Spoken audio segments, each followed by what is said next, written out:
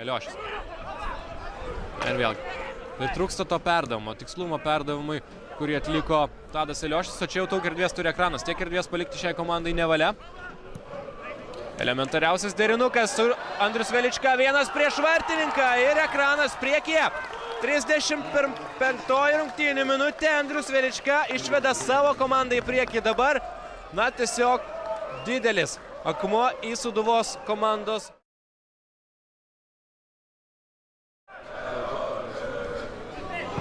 Meta kamuolį į priekį, čia Andrius Velička. Varnas. Vėl Velička. Kaip žaidžia Andrius Velička. Puikus perdavimas Varnai, šis į baudos aikštelę, Velička ir tai 2-0.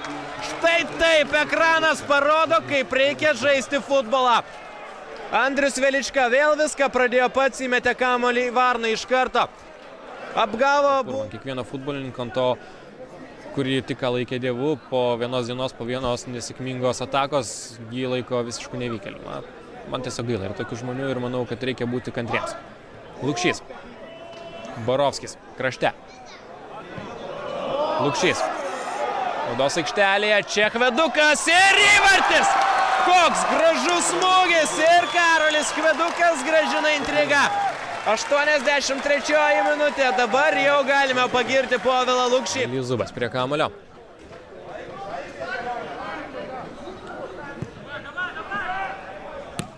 Radžius Ledesma. Turi nemažai erdvės. Krašte jungiasi ataką Thompsonas. Jam būtent ir yra metama šis kamuolys, bet spėja Gleveckas. Atsiprašau, ne Gleveckas, o žinoma Lukša.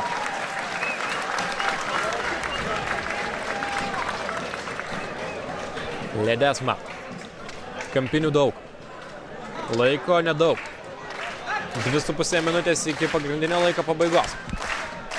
Kulminacija, pati rungtynių kulminacija, dar vienas kampinis. Ledesma į baudos aikštelę, Zubas įvartis! Štai taip! Loginovas gelbsti Sūduvą 2-2, 88 minutė. Vytautas Lukša. Čia Andrius Velička, jo šūvis iš toli ir Andrius Velička, o dieve mano, netikiu tuo, ką matau. Koks įvartis!